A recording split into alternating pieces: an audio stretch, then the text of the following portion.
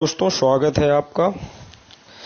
हमने जो पिछली क्लासों में टॉपिक डिस्कशन किया उससे संबंधित कुछ महत्वपूर्ण प्रश्नों को देखते हैं। प्रथम प्रश्न है, पुष्यमित्र शुंग जिसने मगध में मौर्य वंश के बाद शुंग वंश की नींव डाली, वो अंतिम मौर्य शासक बृहदित के समय किस पद पर आसीन था? तो इसका उत्तर होगा सेनापति के पद पर। किस पद पर आसीन था वह?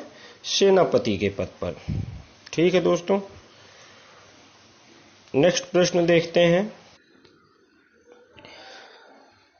किस इंडो यूनानी शासक को पुष्यमित्र शुंग ने पराजित किया?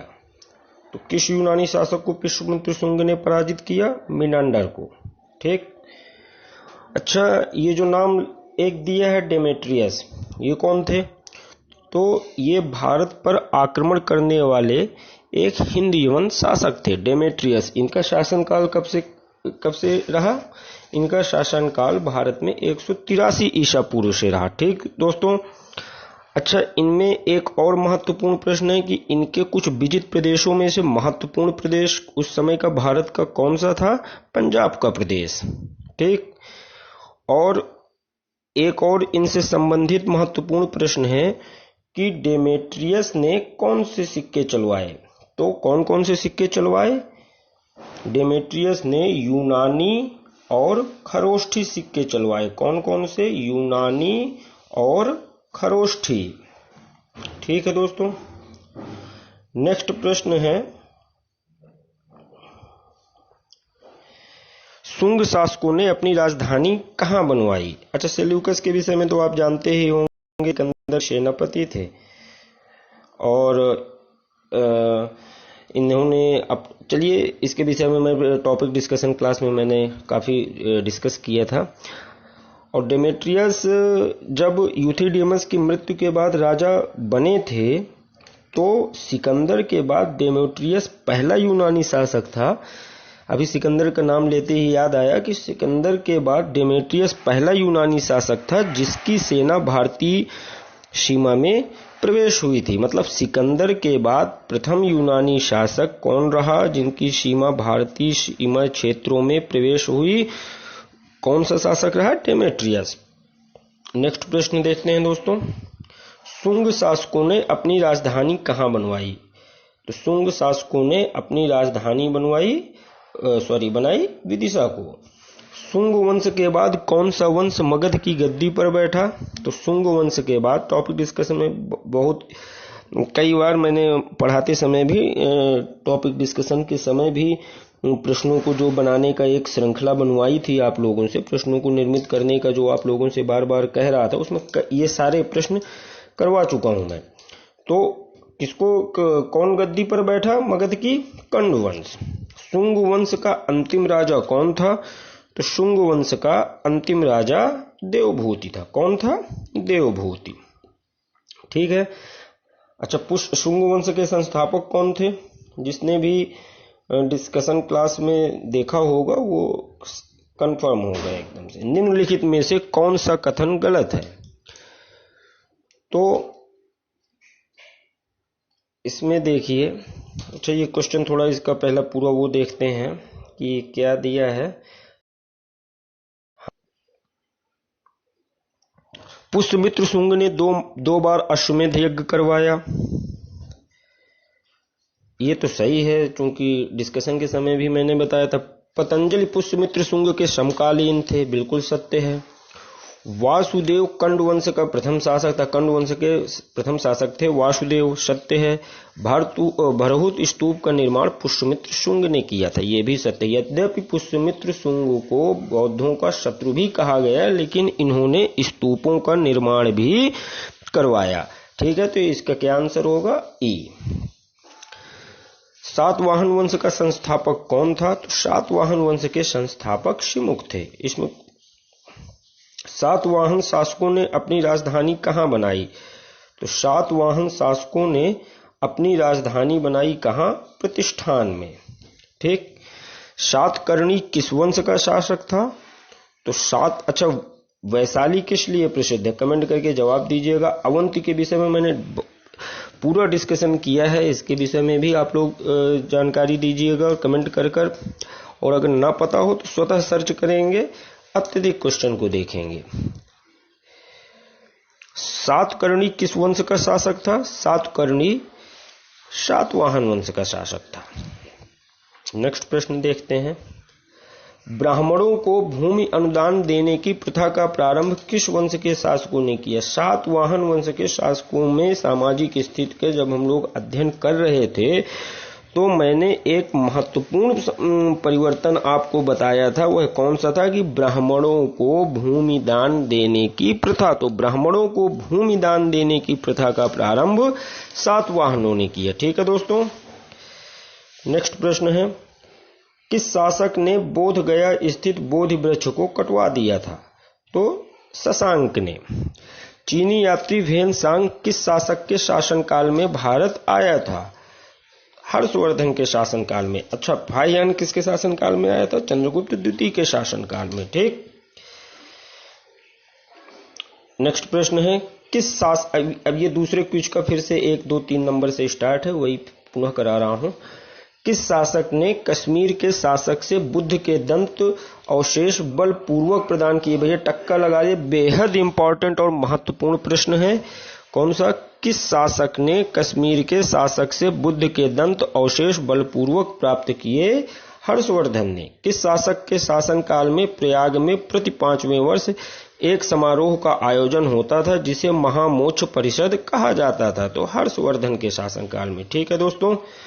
नेक्स्ट प्रश्न है, हर्षचरित के रचयिता कौन थे? तो हर्षचरित के रचयिता थे बाणभट्ट। कादंबरी किसकी रचना है? इंपॉर्टेंट प्रश्न है। प्रश्न की दृष्टि, यह प्रश्न एग्जाम की दृष्टि से महत्वपूर्ण हो जाता है। कई बार एग्जाम का रिपीटेड प्रश्न भी है, देख लीजिएगा दोस्तों। वैसे सारे प्रश्न सिलेक्टेड ही हैं।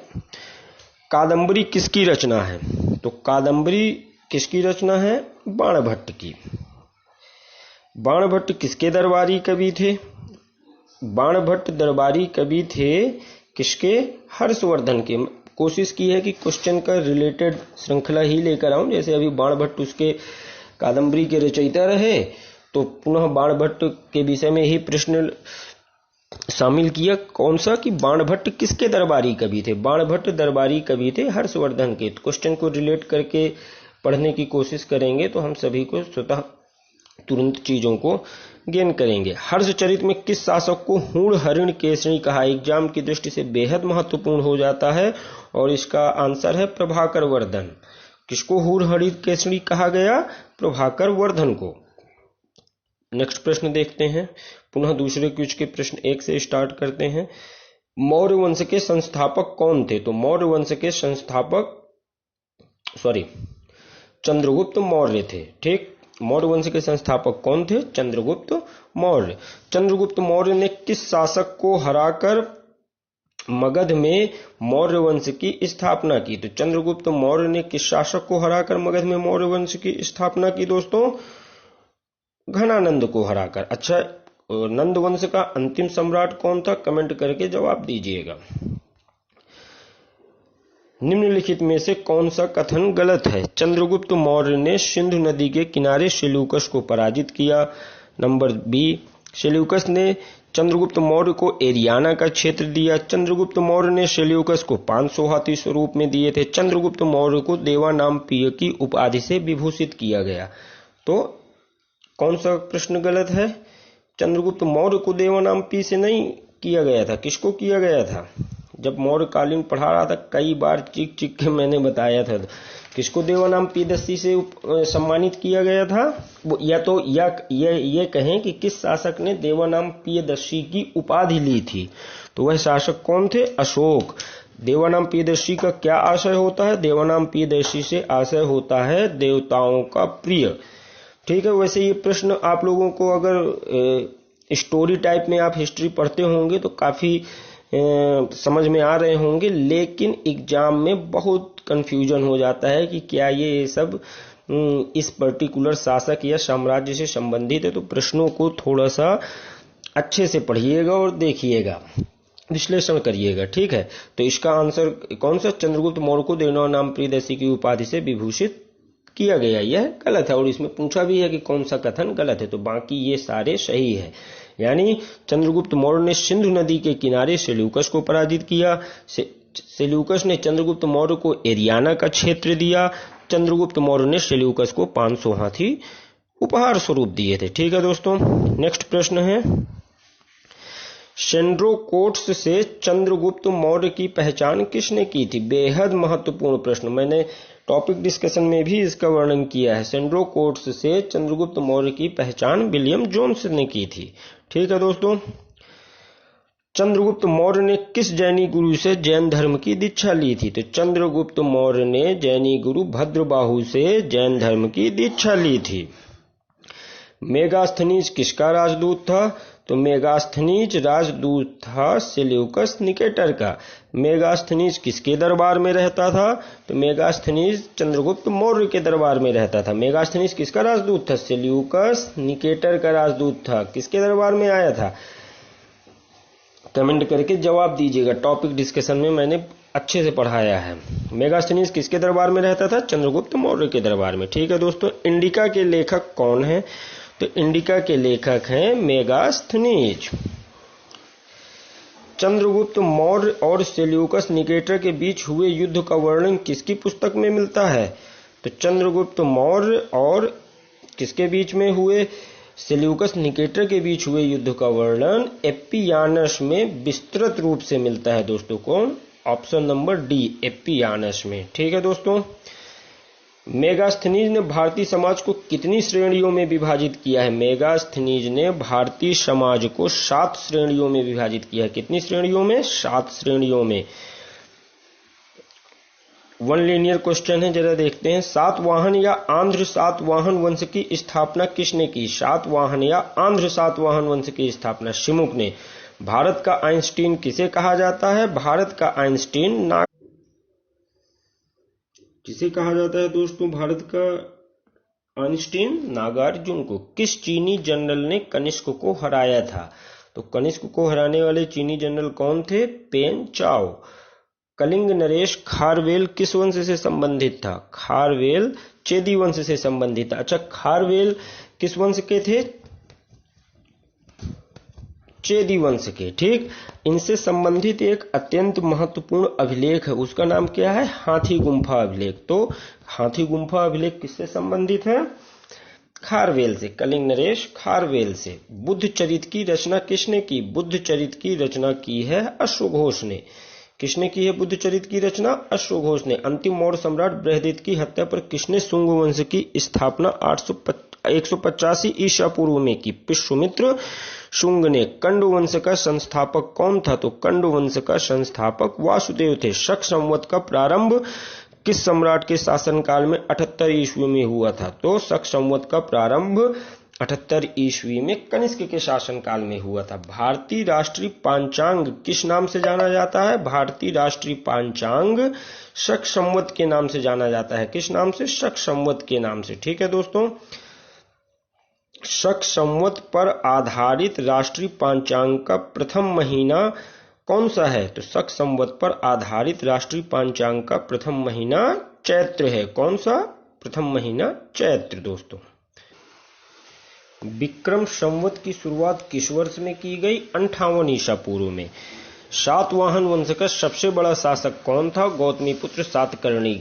अगर प्रश्न आ जाता है गौतमीपुत्र का सातकर्णी किससे संबंधित है? सातवाहन वंश से। सातवाहनों ने स्थानीय अधिकारियों के रूप में किसके अधीन काम किया था? तो सातवाहनों ने स्थानीय अधिकारी के रूप में मौर्यों के अधीन कार्य किया था।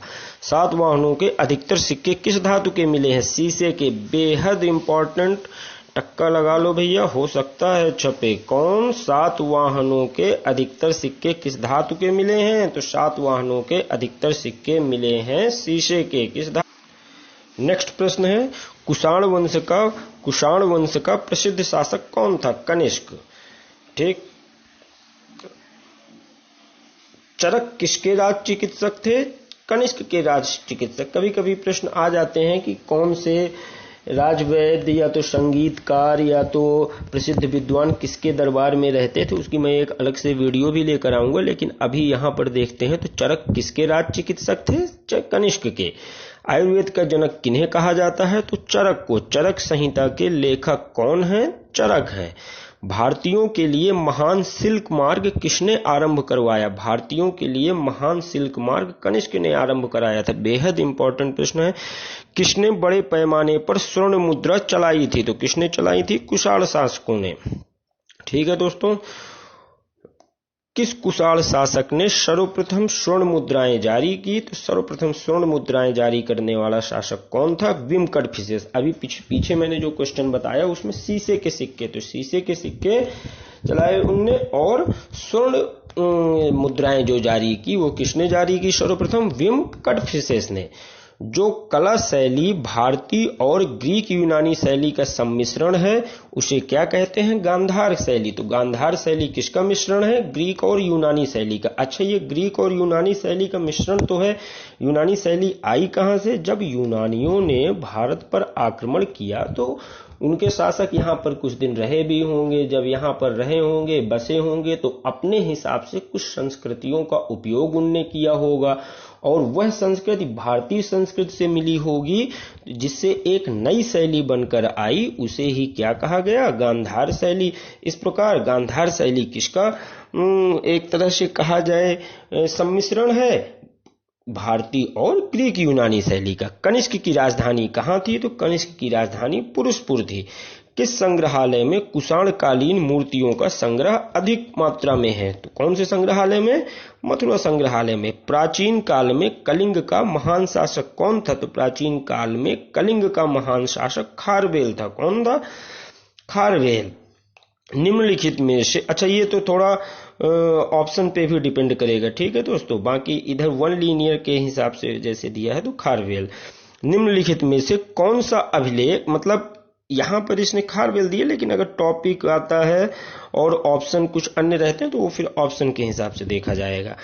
निम्नलिखित में से कौन सा अभिलेख कलिंग नरेश खारवेल से संबंधित है? हाथी गुम्फा अभिलेख। पीछे मैंने बताया भी था, मुझे नहीं पता था कि इसमें ये प्रश्न है, पीछे मैंने इसका डिस्कशन भी किया था। हाथी गुम्फा अभिलेख किसने निर्मित किया था? खारवेल ने। अच्छा, इसमें प्रथम बार किसी चीज का साक्ष्य मिला है, तो किस चीज का साक्ष्य मिला है? कमेंट करके जवाब दीजिएगा। ठीक है दोस्तों, मेरी तो आप लोगों से यही गुजारिश है कि जो स्टडी डिस्कशन टॉपिक वाइज हो रहा है, जो भी स्टडी हो रही है टॉपिक वाइज डिस्कशन हो रहा है, उसको आप देखिए। इन प्रश्नों को स्वतः अच्छे से सॉल्व करेंगे, इसलिए मैंने ज़्यादा क्वेश्चन में डीपली डिस्कशन भी नहीं किया। लेकिन अगर आप लोगों को ज़रूरत है और डिस्कशन अत्यधिक डीपली इस पे चाहिए तो कमेंट कर सकते हैं। बाकी मैंने टॉपिक वाइज जो भी डिस्कशन किया है वो सफिशिएंट है। ओके दोस्तों, okay, thank you. If you like then please like, share and subscribe.